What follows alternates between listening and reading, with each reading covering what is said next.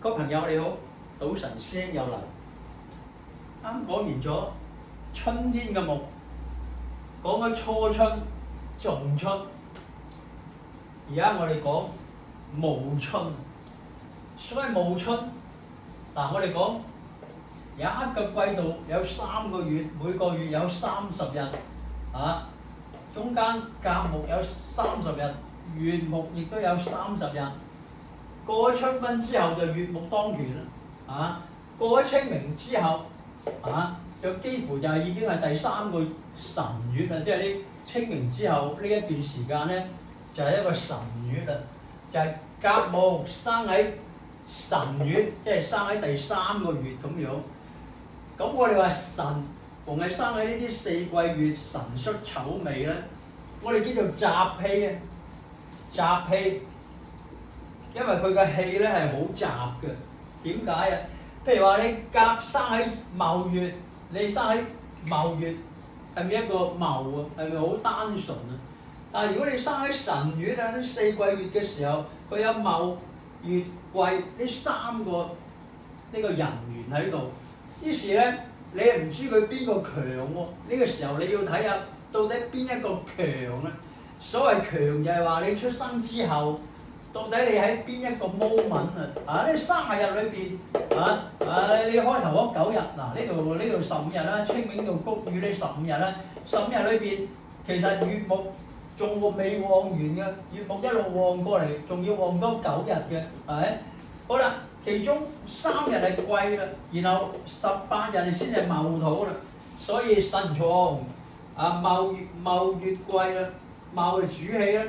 但係喺呢啲咁嘅春天，喺呢個辰月裏邊，辰其實係寅卯辰，佢仍然屬於春天嚟嘅喎，係土咧係歸中嘅，根本就係話佢係喺每一個月、每一個春夏秋冬之中咧，就每一個季節咧就俾翻18日作為呢個土氣嘅當權咁嘅意思。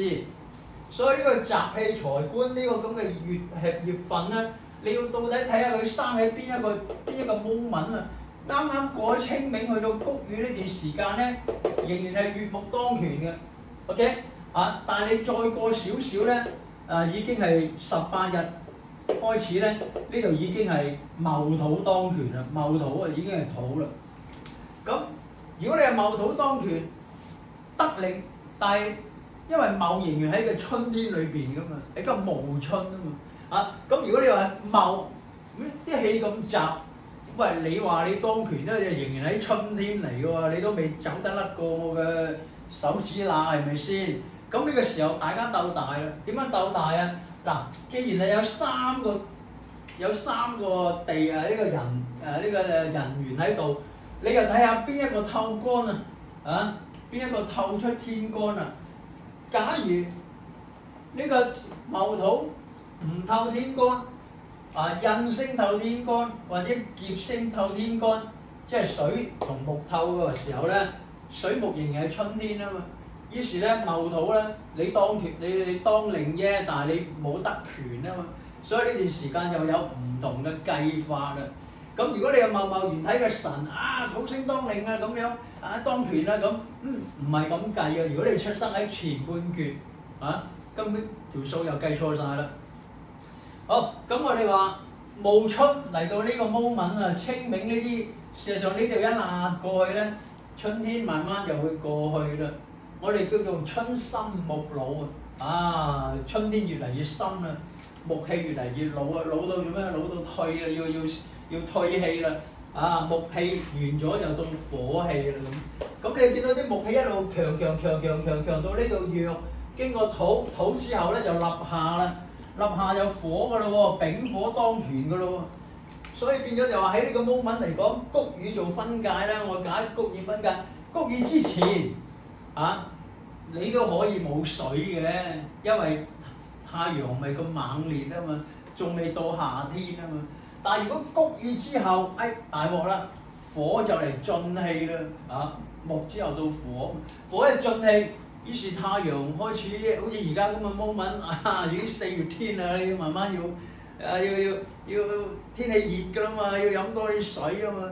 如果你天氣熱冇水咧，呢支命咧又係好打有限啊。OK， 所以我哋話見到辰月嘅話咧，你要睇下第一邊個當權，邊個透出天干就係邊個當權啦。咁如果你話財透，咁啊梗係你叻晒啦，係咪先？你又得令你又透出，咁啊肯定係你啦。但係如果你話印劫透嘅，咁如果你話你需要印劫，咁咪好咯。印劫透咁咪好啦。雖然你戊土當權都冇所謂嘅，係咪？咁我哋講呢個咁嘅辰月呢30日，基本上就係咁樣分啦。好，我哋話，如果你話佢哋有個格局叫做重財，嗱，如果你戊又透一出天干，財星透出，然後地支又係全部好多辰戌丑未啊咁土啦嘛，咁於是木氣咧就消失咗啦，土氣當權當旺，於是咧佢哋有個格局叫做重財，財一係土啦，重土啦。咁如果你能夠重土，你一定要財星透干重土啦。但係如果你話唔係財星冇透干，我重唔到土啊咁，重唔到土係點咧？重到土就好大鑊啦，叫做應重不重啊！明明可以重嘅，你重唔到即係身弱啦，異性孤兒啦，你身弱嘅時候就大鑊啦。身弱啲土又多喎，土就係財啦，呢度夾黑土為財，土又多，於是咧就財多身弱，咁啊富屋貧人啦，即係點啊？身弱不重，財多身弱。其實就咁嘅意思啊，咁啊點啊？如果你係身弱不從，財多身弱。如果你係男人嘅話，你係大鑊啦！你係一生漂泊啊，勞苦功高，得佢走住做啦，細佬得佢做住。然後咧，好怕老婆，因為點解？財星係老婆啊嘛，身弱無財，劫比多啦，咪你即係身弱財多身弱。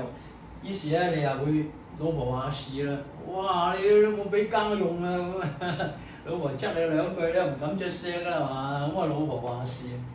好啦，如果你係女人，身弱，比劫少，財多，咁啊點啊？叫做夫跌，婦跌夫權啊，婦人跌咗老公嘅權，即係喺屋企咧。就女人話事啦，佢大晒啦，老公縮埋唔敢喐啦，因為冇錢啊嘛，冇錢連飯都冇得開，咁你仲出咩聲咧？咁啊，梗係老婆話事當權啦，咁講啦。咁所以就係話，我今日已經講咗3個春天嘅甲木，初春、仲春、暮春，你係要拆開佢嚟睇嘅，你唔係話一見到甲木人月你就話佢哇木氣勁啦咁，唔係。我又去翻講呢個叫金玉庫啦，金玉庫啊，喺金玉庫係啲前人嘅智慧啊。大家要搜尋八字，望一望個八字，專論財官。咁古人係中意財官，其實都一樣嘅啫。財嘅相反咪劫比啦，官嘅相反咪相食啦，係咪？咁如果你財官強，劫比相食梗係弱啦。如果你話你劫比你個財官弱，劫比印比劫咪強啦。其實一個相對，你都冇所謂專唔專論財官嘅。第二就次夠五行，你睇下邊個五行啊？甲木生喺春天，咁你甲木五行係甲木生喺春天啦。然後需求氣候，春天就氣候咧，生喺邊度啊？生喺春天人月、戊月、辰月咁。論財官之向背，咁你見到局裏邊有財官啊？咩叫向咧？財梗係相食生財啦。背咩叫背咧？劫比劫財啦，咁呢咪背啦。咁到底財官有冇被劫啊？向背啊？然後睇下氣候嘅深淺啊！氣候就係呢個氣候啊，呢個氣候，哇！有春天啊，春天有90日。有初春、仲春、暮春，你要睇下你嘅甲木、乙木喺呢啲咁嘅不同嘅時段有冇得氣啊？入唔入氣啫。頭先我講就話，如果你喺初春嘅時候呢15日，你啱啱入咗嚟，你話甲木有冇氣啊？甲木根本冇氣嘅，喺雨水之前咧，甲木係冇氣嘅，所以呢段時間咧就真係叫做春不用金啦。呢個叫做春不用金啦。喺呢個15日啫，如果你唔知你話春不用金，就以為成個春天都用唔到金。金係乜嘢啊？金梗係庚金啦。甲木嚟講，庚金七煞啦咁。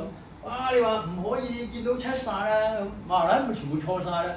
其實木旺，春天木旺係最中意庚金嚟挑黑佢嘅木，即係你嘅木唔經過挑掉咧，係不可以成財㗎。咁你變到就係話會解錯晒咯OK， 咁今日講咗呢個甲申辰月，希望你明啦好複雜。